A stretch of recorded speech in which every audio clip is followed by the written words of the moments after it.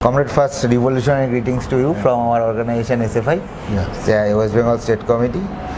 Nowadays, in our country, in our state, identity politics gaining its importance day by day, and it is somehow, we are thinking that it is somehow overpowering our class struggle. So, at first, I am going to ask you about how identity politics and development of capital is related to each other.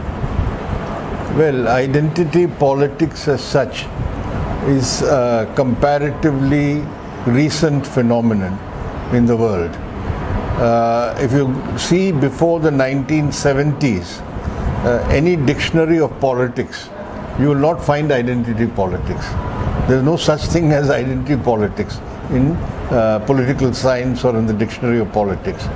It's only in the late 70s that this term became known, and sociologists and other academics started coining the term identity politics. And it coincided and it became more prevalent in the late 80s and in the 90s, at a time when the Soviet Union had collapsed and the retreat of socialism led to the various types of ethno-nationalism and different types of identity politics emerging. If you ask me about how it is connected to capital, the very fact that socialism got weakened and went into retreat led to a more aggressive form of globalized finance capital. And that aggressive globalized finance capital also promoted philosophies and politics and ideologies which encourage identity politics. So you can say that post-Marxist or post-Soviet Union philosophies and ideologies like postmodernism and the various posts which came out, post-structuralism, post-colonialism, all of them actually laid the basis for identity politics to emerge. Because what did postmodernism say? That there can be no grand narrative in history. So everything is compartmentalized, fragmented. You cannot have an overall universal history or universal values. So everything gets fragmented into bits and pieces. And that finds its reflection in politics. That politics also, class as an overarching phenomenon, is not anymore relevant. Every person or individual has some identity, and that identity will determine his or her approach to politics and to any public activity. So identity politics arose out of this, in a sense, disintegration of the earlier narratives which were universal, or universal values, whether it is socialism or any other form of political philosophy. They claim to be universal. You see,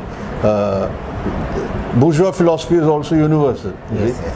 This was a negation of that, and that is how more the globalized finance capital became dominant, the more the philosophies which fragmented individuals took place, and that was very suitable for the big capitalists, because in the market everybody will be treated equally, in the sense you're all consumers, you make no distinction. You see, Coca-Cola is sold to everyone, whatever their identity, you see.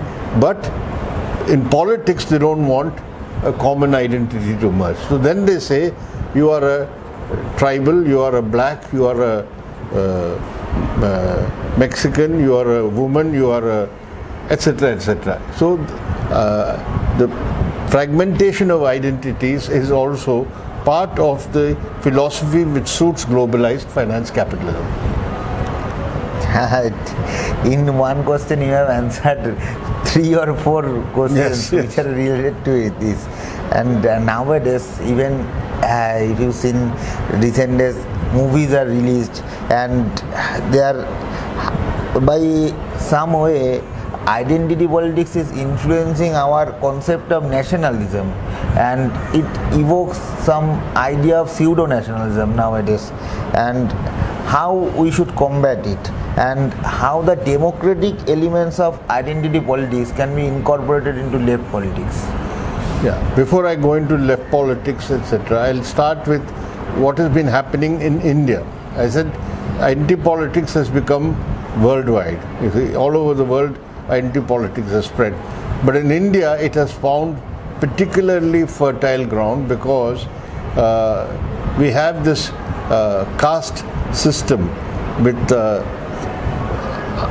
thousands of castes and subcastes. So identity politics flourishes by emphasizing the identity of each subcaste category. You see, this is one.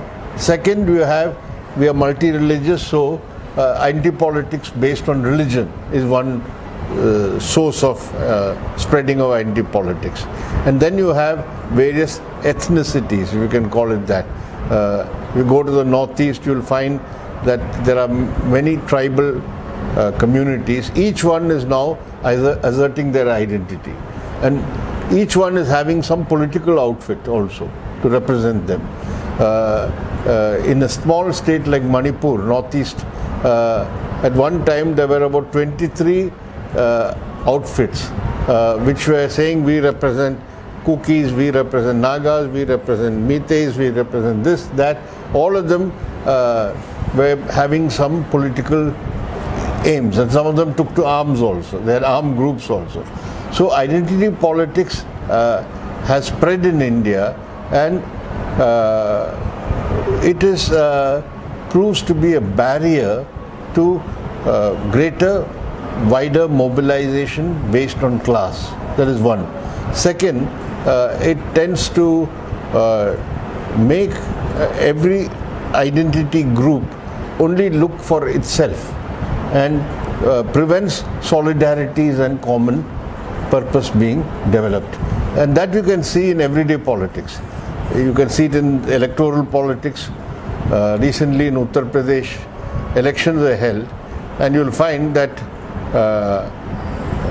you had small caste-based parties emerged, not now, for quite some time, and they will ally with some other party, bigger party, to try and get advantage for their caste group. So this has become a standard practice in all over India.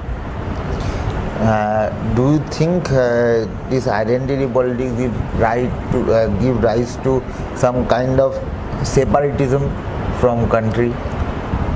It can, in certain cases. You see, there is two aspects we must recognize.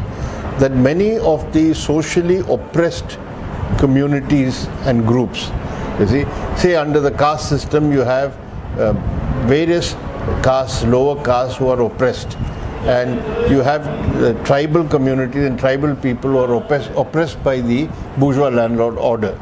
That oppression on them, and it is not an Adivasi worker or a Dalit worker faces not only economic exploitation, he also faces social oppression. So then the tendency of that grouping based on identity is to say, we want to be separate.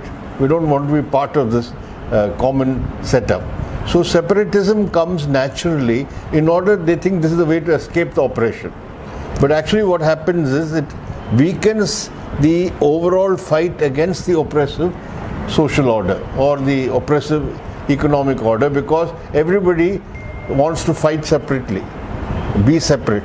And it actually, that's what I said, very good for globalized finance capitalism and big capitalism. The people will never come together to fight them. They'll all say we want to fight for our own issues and demands, and there is no overall solidarity develops in that process. So the ruling classes then are able to pit one identity group against the other, you see, divide them. And when they take up separatist slogans, but very soon they will bargain and compromise with the ruling class also.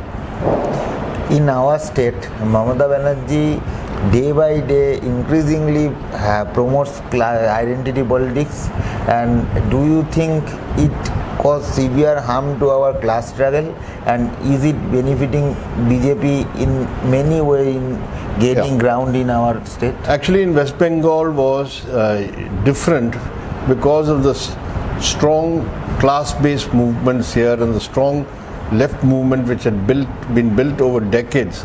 People had generally united on their class interests, whether it is the poor peasants, whether it's the agricultural workers, whether it is the working class. All sections of toiling people generally organize themselves on a class basis.